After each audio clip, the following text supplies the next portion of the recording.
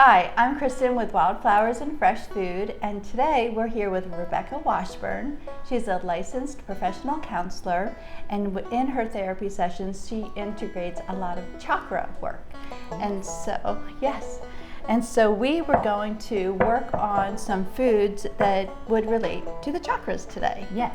I started thinking about this, and a very obvious choice seemed to be carrots, which Right. of course are a root vegetable and grow in the ground. Right, because the root chakra is all about grounding, and the element that is associated with it is earth. So all the root vegetables are really good for grounding your root chakra. Love that. And these carrots I think are so gorgeous. They're still dirty. They're still from the earth, and I love that when we go and pick out vegetables. I love going to the farmer's market and just getting hands in and experience colors and textures. And so we can roast these. We're going to roast the carrots. We can roast these actually with the peel on, and I think there's a lot of nutrients. However, it does give a little bit of a bitterness to it, and so I think today we'll go ahead and peel them. So I'm going to go ahead and cut those off, and we will save those for another time. Anyway, why don't we have you go ahead and start peeling the carrot? Okay. And we're going to start preparing them. Here you go. We'll peel away from ourselves so that we don't get ourselves. Very important. Because that wouldn't be grounding No, at all. that would be ungrounding if we sliced off a finger. All right, so these are our beautiful carrots, and we're just going to lay them on. And instead of using aluminum foil, I've been using parchment paper. And a couple of people have asked me, doesn't it burn? And it sometimes will get a little bit brown, but it doesn't, and it's a lot better for us than that aluminum foil. So I've got just a little bit of olive oil here, a little bit of Himalayan salt, and some pepper, and I'm just going to roll them around, and I'm going to put them in an oven at 400 degrees for about 20 or 25 minutes. And so they're going to roast, and they're still going to be a little bit hard in the middle, so there's still a nice bite, but they're kind of roasted and soft on the outside. And so Rebecca, tell me, like, how do you incorporate chakras and therapy, and how does all that kind of coordinate into your work? That's a good question. And I'm also a yoga teacher, so I coordinate the chakras into yoga as well. Okay. And so you may be wondering, how does food and yoga and counseling all go together? I am. So all three things I'm very big fans of, by the way. So Right. yeah. They're all helpful. Okay.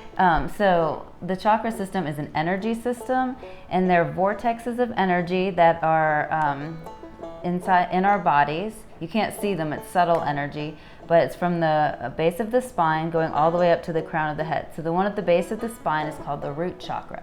And chakras take in energy, assimilate it, and release it. So we're always exchanging energy with our environments, and the chakra system is like it holds programs for us. And so they operate on the mental, physical, spiritual, and emotional levels. So if you work on balancing one area, like with your food, it could help you on an emotional level as well. Like if you really need grounding emotionally, you can have some grounding foods. That's amazing. Yeah, I love that. And if you have a lot of tension in the body, you could do some yoga and help to release the physical tension, and it could help you emotionally, spiritually, physically, all that too. So it's a really multifaceted system that you can use many different avenues and ways. Food is so nourishing, and it's good for us to be able to get what we need from it. I love what you're saying, and when we started talking about doing this, it made me think about the different foods, and I think in truth, without realizing it, I was drawn.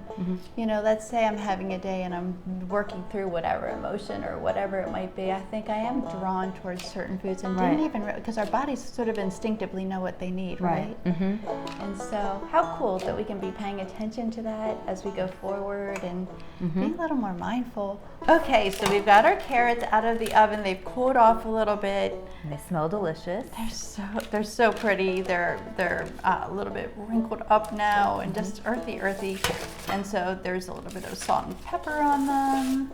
And so I just love everything about this. Yes. Okay, so that's probably enough. We could leave it at that. Right. But what I thought, it's kind of a special day, so I thought we'd make a tahini dressing. Okay. And tahini is a sesame seed paste. It's used in hummus. And so I'm just going to put a little bit of that in a bowl. Then I'm going to add in some lemon juice. And we all know my favorite little trick here is to use a little bit of a fork to It's a good trick. work it along. And I wanted to show you one of my new favorite things. It's called black garlic. Oh. So while we're doing this root chakra video, I just think this is the coolest. You know, most garlic that we're used to is the white garlic. It comes in this nice bulb like that. Black garlic is more of a fermented, and it's black all the way through. Okay. I got it at our local health food store, and you use it just the same way that you would white garlic, but it's more like, it's almost like a gummy. Oh. And so I just kind of put it in to my tahini and I smush it around a little bit. You could use the knife for this, however you want to do it. It's therapeutic, I think. Yes. And speaking of that, I know I love hearing you tell us what our root chakra does, and I enjoy hearing about that. But I like to know, you know, when we're off, what does that look like?